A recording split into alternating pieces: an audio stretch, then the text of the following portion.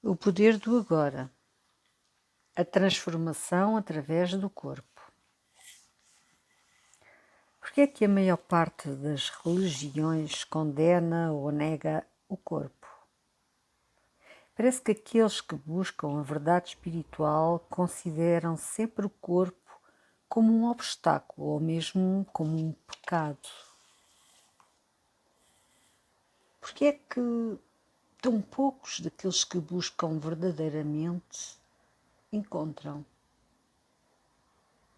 Ao nível do corpo, os seres humanos estão muito próximos dos animais.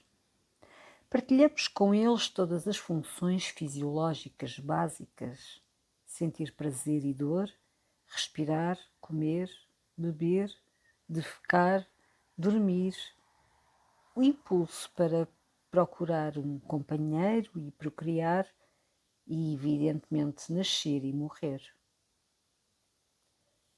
Muito tempo depois de terem caído de um estado de graça e de unicidade para um estado de ilusão, os seres humanos acordaram repentinamente dentro daquilo que lhes parecia ser um corpo animal. E eles acharam isso muito perturbador. Não te iludas, não passas de um animal. Parecia ser essa a verdade com que se defrontavam, mas era uma verdade muito perturbadora, intolerável até.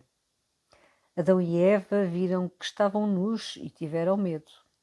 A recusa inconsciente da sua natureza animal depressa se instalou. A ameaça de que poderiam ser dominados por poderosos impulsos instintivos e voltar de novo a uma inconsciência total era na verdade muito real. A vergonha e os tabus aparecem à volta de determinadas partes do corpo e de funções corporais, especialmente da sexualidade. A luz da sua consciência não era ainda suficientemente forte para eles travarem amizade com a sua natureza animal, para aceitarem e sentirem prazer nesse aspecto de si próprios. Quanto mais irem mais longe e encontrarem o divino oculto na sexualidade, a realidade dentro da ilusão. Portanto, fizeram o que tinham de fazer. Começaram a dissociar-se do corpo. Passaram a sentir que tinham e não que eram um corpo. Quando as religiões apareceram, essa dissociação tornou-se ainda mais forte, porque a forma da crença de que nós não somos o nosso corpo. Ao longo dos séculos, inúmeras pessoas, tanto no Oriente como no Ocidente, tentaram encontrar Deus, a salvação ou a iluminação através da rejeição do corpo. O que tomou a forma de recusa dos prazeres sensuais ou da sensualidade, em particular de Jesus, e de outras práticas ascéticas.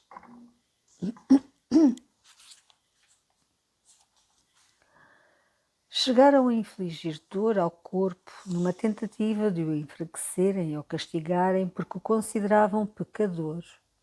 No cristianismo chamava-se a isso mortificação da carne.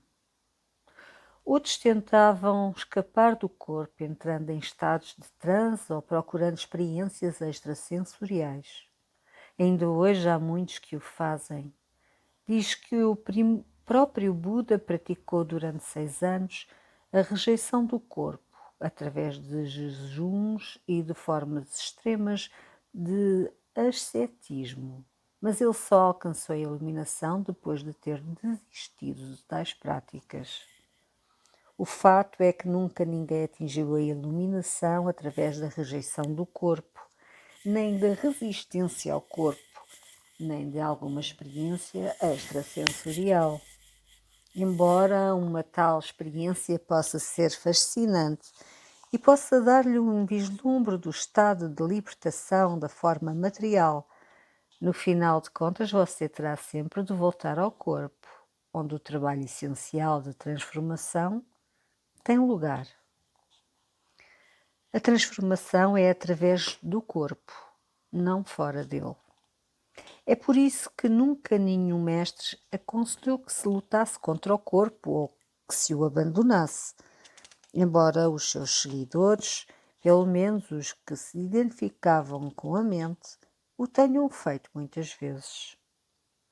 Dos antigos ensinamentos relacionados com o corpo, só sobrevivem hoje alguns fragmentos, tal como a afirmação de Jesus de que todo o teu corpo ficará cheio de luz. Ou então chegam até nós como mitos, como a crença de que Jesus nunca abandonou o seu corpo, mas permaneceu uno com ele e subiu ao céu com ele. Até hoje quase ninguém compreendeu esses fragmentos ou o significado oculto de certos mitos, e a crença de que nós não somos o corpo prevaleceu universalmente, levando à rejeição do corpo e a tentativas de escapar do corpo. Muitas das pessoas que buscam a verdade espiritual foram assim impedidas de a encontrar e de alcançar a realização espiritual. É possível recuperar os ensinamentos perdidos sobre o significado do corpo ou reconstruí-los a partir dos fragmentos existentes? Não há necessidade disso. Todos os ensinamentos espirituais têm origem na mesma fonte. Nesse sentido, há e sempre houve um único mestre, que se manifesta de muitas formas diferentes. Eu sou esse mestre, mas você também o será, assim que for capaz de aceder à fonte interior. E o caminho para alcançar é através do corpo interior. Embora todos os ensinamentos espirituais tenham origem na mesma fonte, uma vez verbalizados e escritos, não passam obviamente de coleções de palavras. E uma palavra não é mais do que um poste de sinalização, como dizemos atrás. Todos esses ensinamentos são postos de sinalização que apontam para o caminho do retorno à fonte. Já falei da verdade que se esconde dentro do seu corpo, mas vou resumir novamente os ensinamentos perdidos dos mestres. Portanto, eis aqui mais um poste de sinalização. Por favor, esforce-se por sentir o seu corpo interior enquanto me lê ou me escuta. Sermão sobre o corpo. Aquilo de que você se apercebe como uma densa estrutura física chamada corpo, o qual está sujeito à doença, à velhice e à morte, não é, em última análise, real.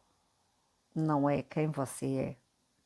É uma percepção errônea da sua realidade essencial, que está para além do nascimento e da morte, e deve-se às limitações da sua mente, que, tendo perdido contacto com o ser, cria o corpo como evidência da sua crença ilusória na separação e para justificar o seu estado de medo.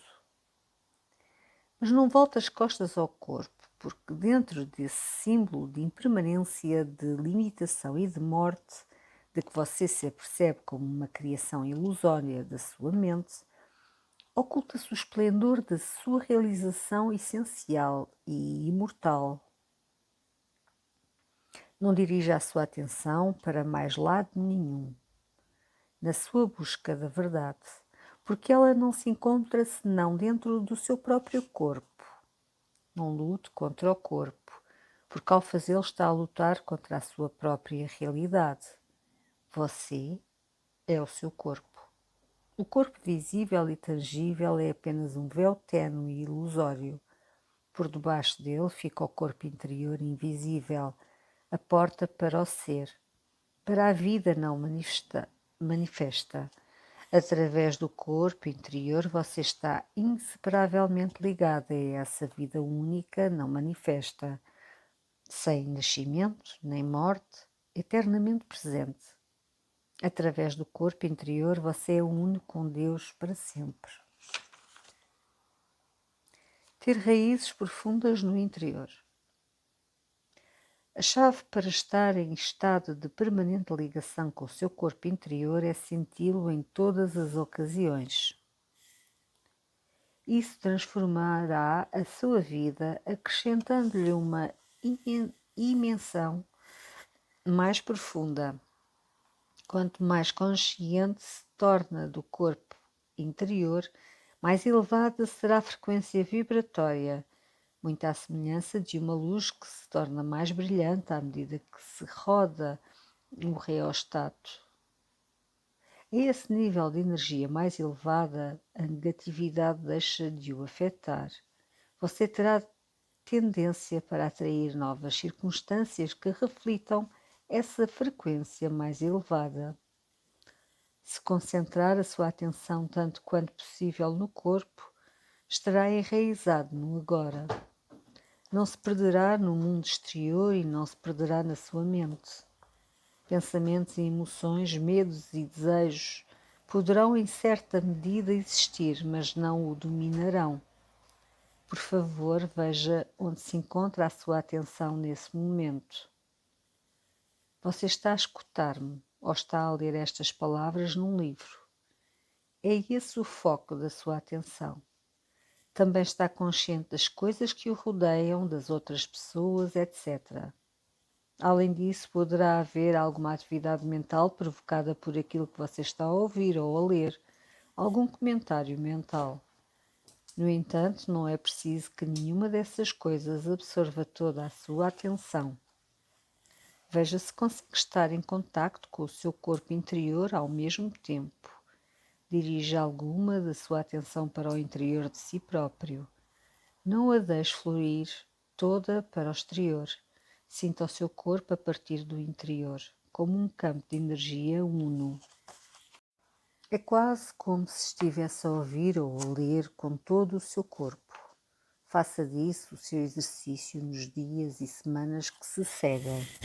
Não ofereça toda a sua atenção à mente e ao mundo exterior. Concentre-se naquilo que está a fazer, mas sempre que possível sinta o corpo interior ao mesmo tempo. Permaneça enraizado no seu interior. Depois observe como isso altera o seu estado de consciência e a qualidade daquilo que está a fazer. Sempre que estiver à espera, seja onde for, use esse tempo para sentir o seu corpo interior. Deste modo, os engarrafamentos de trânsito e filas de espera tornam-se muito mais agradáveis. Em vez de se projetar mentalmente para fora do agora, entre mais profundamente no agora, entrando mais profundamente no seu corpo. A arte da tomada de consciência do corpo interior virá a ser para si uma nova maneira de viver, num estado de permanente ligação com o ser e dará à sua vida uma profundidade nunca antes sentida.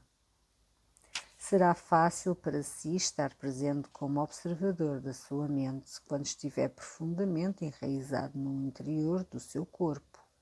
Aconteça o que acontecer no exterior, nada o poderá voltar a abalar. A menos que você esteja presente e habitar o seu corpo, é sempre um aspecto essencial de estar presente. Continuará a ser dirigido pela sua mente, o guião da sua mente, que você apreendeu há já muito tempo atrás. O condicionalismo da sua mente ditará o seu pensamento e o seu comportamento. Poderá ver-se livre dele por breves intervalos, mas raramente por muito tempo. E isso é particularmente verdade quando alguma vez alguma coisa corre mal ou há alguma perda ou contrariedade. Nessas circunstâncias, você terá uma reação condicionada, involuntária, automática e previsível, alimentada pela única emoção básica subjacente ao estado de consciência identificada com a mente: o medo. Por isso, quando ocorrerem semelhantes desafios, e é inevitável que ocorram, adquira o hábito de se interiorizar imediatamente, tanto quanto possível, no campo da energia interior do seu corpo. Isso não precisa de levar muito tempo, apenas alguns segundos. mas tem de o fazer no momento em que o desafio se apresentar. Qualquer atraso permitirá que surja uma reação mental e emocional condicionada que tomará conta de si. Quando se concentra no seu interior e sente o corpo interior, fica sereno e torna-se imediatamente presente, pois retira-se conscientemente da mente. Se for exigida uma reação a essa situação, ela surgirá desse nível profundo de concentração. Tal como o sol é infinitamente mais brilhante do que a chama de uma vela, também existe uma inteligência infinitamente maior no ser do que na sua mente. Enquanto estiver em contacto consciente com o seu corpo interior, será como uma árvore profundamente enraizada na terra ou como um edifício com fundações fundas e sólidas. Esta analogia, usada por Jesus na parábola, geralmente mal compreendida, dos dois homens que constroem uma casa. Um dos homens constrói a casa na areia, sem alicerces, e quando chegam as tempestades, a casa é arrastada pelas cheias. O outro homem cava fundo até chegar à rocha e depois constrói a sua casa, que não é arrastada pelas cheias. Antes de entrar no corpo, perdoo. Senti-me muito desconfortável quando tentei concentrar a minha atenção no corpo interior.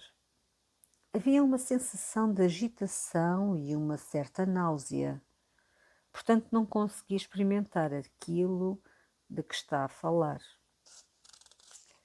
O que sentiu foi uma emoção latente, pré-existente, de que provavelmente não tinha conhecimento antes de começar a prestar alguma atenção ao corpo. A não ser que lhe dê primeiro alguma atenção, a emoção impedi-lo-á de aceder ao corpo interior, que fica por baixo dela a um nível mais profundo. Dar-lhe atenção não significa que comece a pensar nela. Significa apenas observar a emoção, senti-la plenamente, para assim a reconhecer e aceitar tal como ela é. Algumas emoções são facilmente identificadas: ira, medo, desgosto e outras semelhantes. Outras poderão ser muito mais difíceis de classificar. Poderão ser apenas vagas impressões de mal-estar, de indolência ou de pesar, a meio caminho entre uma emoção e uma sensação física. Em qualquer dos casos, o importante não é saber se você pode ou não classificá-la mentalmente, mas sim se pode ou não tomar consciência dessa emoção. A atenção é a chave para a transformação e atenção plena também significa aceitação. A atenção é como um raio de luz, o poder concentrado da sua consciência que transmuta tudo em si mesma. Num organismo plenamente funcional, uma emoção tem um tempo de vida muito curto. É como uma pequena ondulação ou uma onda na superfície do seu ser. Contudo, se não estiver no seu corpo, a emoção poderá sobreviver dentro de si durante dias ou semanas, ou juntar-se a outras emoções de frequência semelhante que se fundiram e se tornaram no corpo de dor. Um parasita que pode viver dentro de si durante anos, alimentar-se da sua energia, levar à doença física e tornar a sua vida num inferno. Portanto, concentre a sua atenção em sentir a emoção e verifique se a sua mente se está a agarrar a algum padrão de dor, como por exemplo a censura, a autocomiseração ou o ressentimento, que alimenta a emoção. Se for esse o caso, tal significa que não perdoou.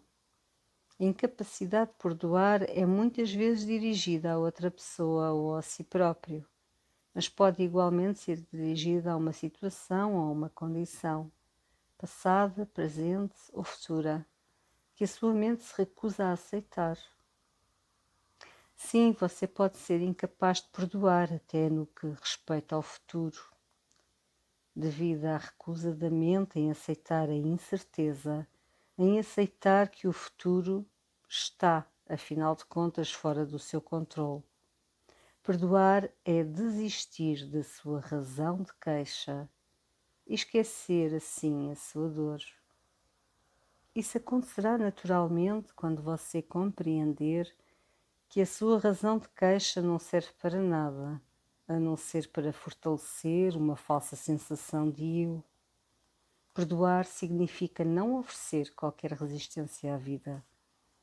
Permitir que a vida viva através de si. As alternativas são a dor e o sofrimento, um fluxo de energia de vida muito restringido e, em muitos casos, a doença física. No momento em que você perdoar verdadeiramente, terá reivindicado à mente o seu poder. A incapacidade de perdoar faz parte da própria natureza da mente. O falso eu, fabricado pela mente, não pode viver sem luta nem conflitos. A mente não consegue perdoar, só você consegue. Você torna-se presente, entra no seu corpo, sente a paz vibrante e a quietude que emana do ser. Foi por isso que Jesus disse, antes de entrares no templo, perdoa. O seu elo com o não manifesto. Qual é a relação entre a presença e o corpo interior? A presença é consciência pura.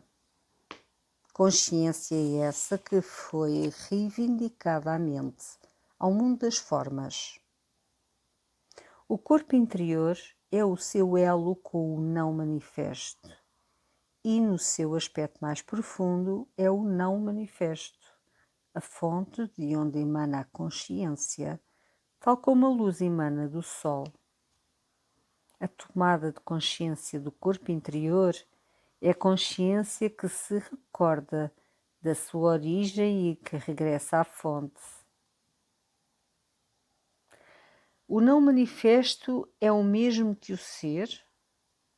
É. A palavra não manifesto é uma tentativa de exprimir pela negativa aquilo que não pode ser dito, pensado ou imaginado. Aponta para o que é dizendo o que não é. O ser, por seu lado, é um termo positivo. Por favor, não se apegue a nenhuma destas palavras, nem comece a acreditar nelas. Não passam de postes de sinalização. Disse que a presença é a consciência que foi reivindicada à mente. Quem a reivindica? Você, visto que na sua essência você é a consciência. Poderíamos igualmente dizer que se trata de um despertar da consciência do sonho das formas. Isso não significa que a sua própria forma desapareça instantaneamente numa explosão de luz. Você pode continuar na sua forma atual e, no entanto, estar consciente da ausência da forma e da morte bem fundo no seu interior. Tenho de admitir que isso ultrapassa a minha compreensão e, no entanto, a um nível mais profundo, parece-me que sei do que está a falar. É mais uma sensação do que qualquer outra coisa. Estarei a enganar-me? Não, não está. A sensação aproximá-lo-á mais da verdade acerca de si próprio do que o pensamento. Eu não lhe posso dizer nada que bem no fundo de si próprio você já não saiba. Depois de alcançar uma certa fase de ligação interior, você reconhece a verdade quando a ouve. Se ainda não tiver atingido essa fase, o exercício da tomada de consciência do corpo provocará o aprofundamento que é necessário para o fazer. Abrandar o processo de envelhecimento. Entretanto, a tomada de consciência do corpo interior traz outros benefícios do domínio físico. Um deles é um significativo abrandamento do envelhecimento do corpo. Enquanto o corpo exterior normalmente parece envelhecer e definhar bastante depressa, o corpo interior não muda com o tempo, embora você o vá sentindo mais profundamente e se vá identificando mais plenamente com ele.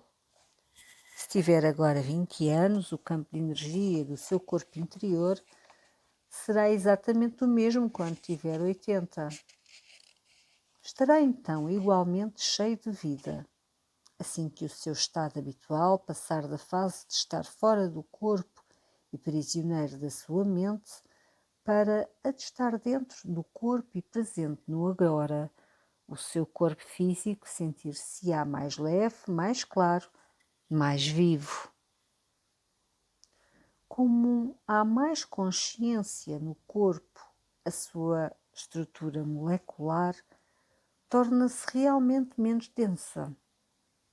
Um aumento de consciência significa uma atenuação da ilusão da materialidade. Quando você se identificar mais com o corpo interior intemporal do que com o corpo exterior, quando a presença se tornar o seu modo normal de consciência e o passado e o futuro deixarem de dominar a sua atenção, você deixará de acumular o tempo na sua psique e nas células do seu corpo.